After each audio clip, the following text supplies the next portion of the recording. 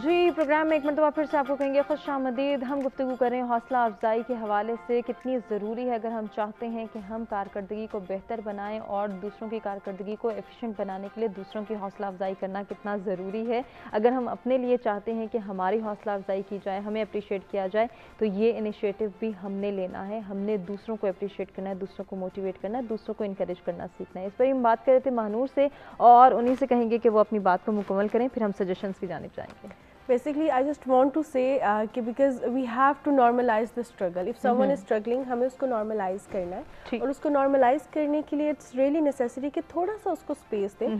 If he or she is doing one step, तो हम उसको उसी time पे उसकी तारीफों की, वो कहते हैं ना फुल बांध दिए वो काम ना करें. ठीक है, थोड़ी सी appreciation is required but too much of everything is poisonous. बिल्कुल, तो ज़्यादा अप्रिसिएशन की तरफ ना जाएं. अगर आपकी फैमिली में, आपके फ्रेंड्स में, आपके सर्कल में, आपकी टीम में कोई स्ट्रगल कर रहे हैं तो लेट्स नॉर्मलाइज दैट स्ट्रगल. और it's okay to do different things. अब दुनिया चांद पे पहुंच गई है. हम अगर छोटी छोटी चीज़ पे अपने इर्द गिर्द के लोगों पे देखेंगे कि दे हैव टू अप्रिसिएट अस, तो that would be so much disturbing for us.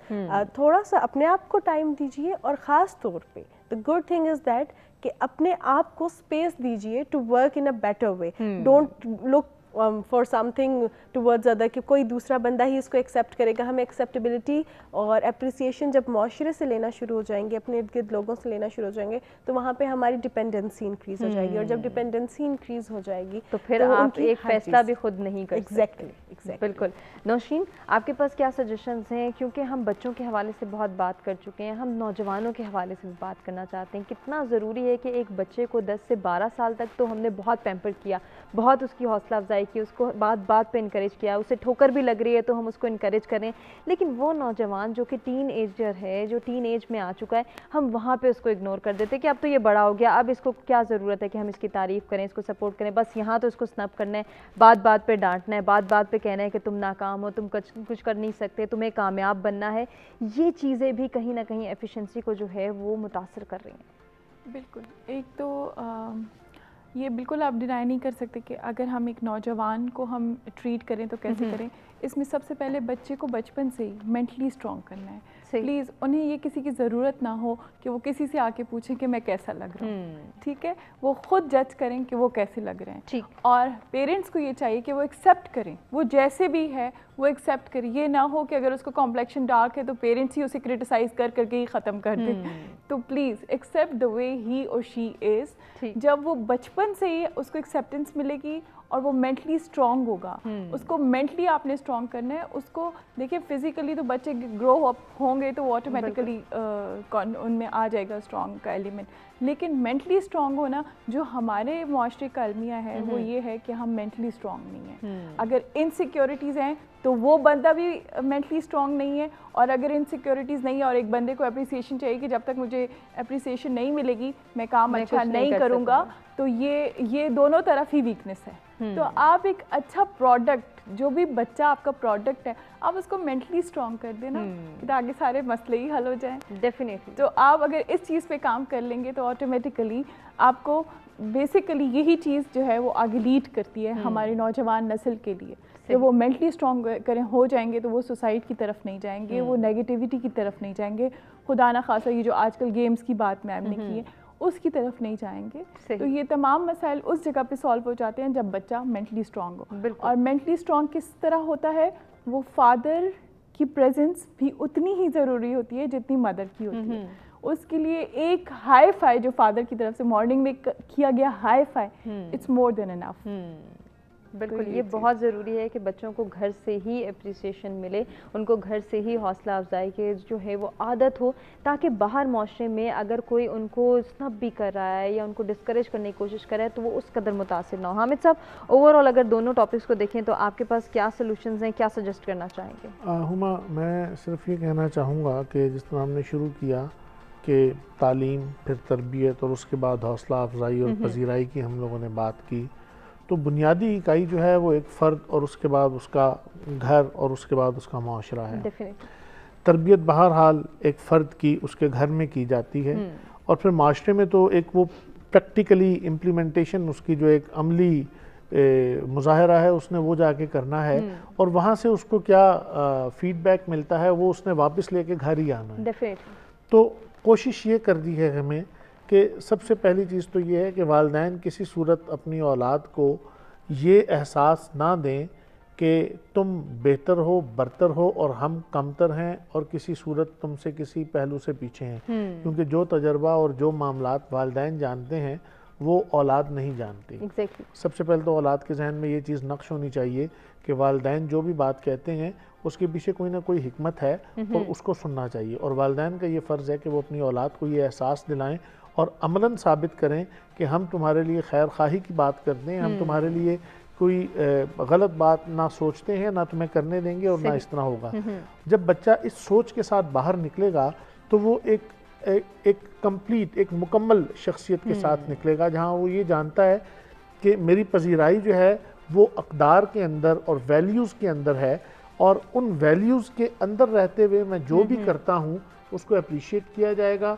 But the moment I am crossing the boundary of the value, वहाँ पर फिर मेरे लिए कोई अप्रिसिएशन भी नहीं है और मेरे लिए कोई उसके अंदर रिवॉर्ड भी नहीं है।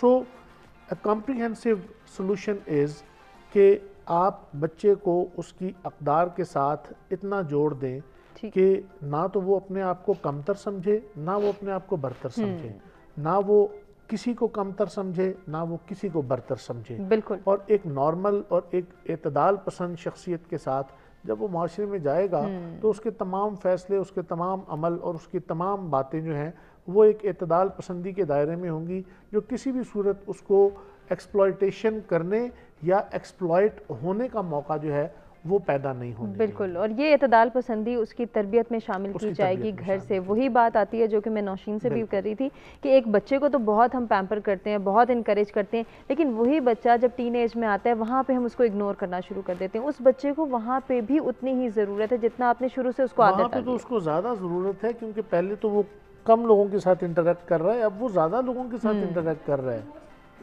उसकी बेसिक, उसका नॉलेज बेस जो है वो बढ़ता जा रहा है और अब वो चीज़ों को प्रैक्टिस करने की पोजीशन में है।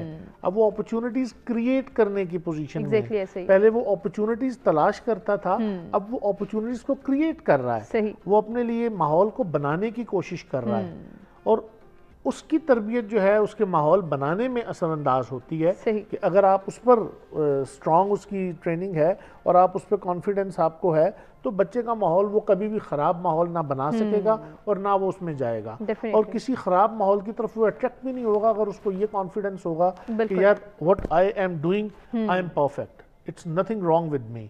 अगर मैं ये काम नहीं करता, एक सिंपल सी बात है, अगर आपने ब्रांडेड एक्सेसरीज और ड्रेस नहीं पहना हुआ तो इट डजंट मीन कि आप किसी से कमतर हैं। सही।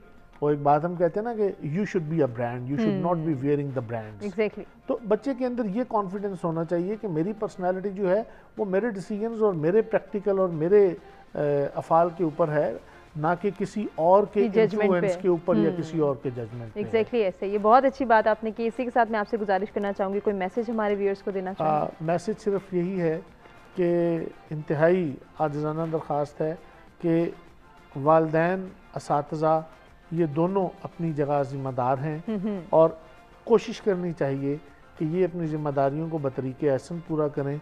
और नौजवान नस्ल से यही गुजारिश की जा सकती है कि आप जो हमारी एक बुनियादी वैल्यू है, एक बेसिक वैल्यू है कि रिस्पेक्ट और ऑनर, आप इसका दामन हाथ से मत छोड़ें, क्योंकि अगर आप रिस्पेक्ट और ऑनर को पकड़ के रखेंगे तो अगर आज आप रिस्पेक्ट दे रहे हैं तो कल आपको रिस्पेक्ट मिलेगी। डेफिनेटली। बहुत खूबसूरत पैगाम, बहुत खूबसूरत बात। महानूर, आपसे पैगाम भी लेंगे, लेकिन उससे पहले मैं चाह रही हूँ कि थोड़ा सा लड़कियों के हवाले से भी बात की जाए कि वो लड़कियाँ जो कि कुछ करना चाहती हैं, कुछ बनना चाहती हैं, उनको घर से अप्रिशिएट करना, इनकरेज करना भी बहुत ज़रूरी है। इस पर क्या कहना चाहेंगी? बेसिकली जो लड़कियां होती हैं उनका अगर देखा जाए as compare to boys exposure बहुत कम होता है। वो अपने घर से रूटीन में बाहर कम निकल रही होती हैं एज़ कम्पेयर टू बॉयज़। उनका ज़्यादातर जो एजुकेशनल इंस्टीट्यूशन में जाना या घर में रहना, अपनी फैमिली के साथ बैठना, यही उनका जो होता है ना सबसे ज़्यादा मी टाइम कह सकते हैं। इस मी टाइम को वो तो अच्छे तरीके से गुजार रही हैं, आप भी कोशिश करें कि अपनी बेटियों को इनकरेज करें। जब वो बाहर निकलती हैं, जब वो कुछ भी करना चाहती हैं, वो कोई ऐसा सब्जेक्ट पढ़ना चाहती हैं जो आपकी फैमिली में किसी ने नहीं पढ़ा, वो कोई ऐसी जॉब करना चाहती हैं जो कि आपकी फैमिली में किसी ने नहीं की, या वो कुछ आपसे शेयर कर रही हैं अपनी लाइफ के पर्सनल प्रॉब्लम्स की, जो मैंने आज तक नोट किया, हम अपनी बेटियों को जो है हमेशा इस चीज़ से रोकते हैं कि गिरना नहीं है, उसे हर स्टेप पे पहले बता देते हैं, लेकिन उसको ये गाइड नहीं करते कि जब तुम गिर जाओगी तो तुमने उठना कैसे है। जैसे एक बानो कुदसिया का मैं पढ़ रही थी कि उन्होंने बड़े अच्छे से बताया कि हम अपनी बेटी को ये नहीं बताते कि तुम्हारा बच्चा बीमार होगा तो कैसे रिएक्ट करना है, तुम CSS क्लियर नहीं कर सकोगी तो कैसे रिएक्ट करना है, घर में पैसा नहीं होगा तो कैसे रिएक्ट करना है। तो जब गिर जाओ, डाउनफॉल के बाद खड़ा कैसे होना है, अपनी बेटियों को ये सिखाएं, क्योंकि life is so unpredictable, whether you are a boy you are a girl, कुछ भी जिंदगी में। इसको अपने पैगाम में कंक्लूड कर दें। सो बेसिकली अगर आप लड़की हैं, लड़का है, कोई भी आपके बारे में गलत बात कर रहे हैं, आपको अप्रिशिएट तो दूर की बात, आपको डिस्करेज कर रहे हैं, तो if people are throwing stones towards you, so make a bridge out of it. कुछ भी लोग बात करें, उसको अपने लिए एज अ विंग बनाएं, उसके पर बनाएं और उड़ें, तरक्की करें, एंजॉय करें अपनी life. Life is too short. I still remember once someone asked me, you are asking such lame questions, and now I am doing a lot of talk shows on radio. I am a radio presenter. So जो लोगों की बातें इंसान को बना भी देती हैं और बिगाड़ भी देती हैं। बहुत खूबसूरत बात। नौशीन, आपका क्या पैगाम है? गर्ल्स की तरफ से तो डेफिनेटली कि उनका एक्सपोजर कम होता है, तो प्लीज़ इनकरेज करें उनको।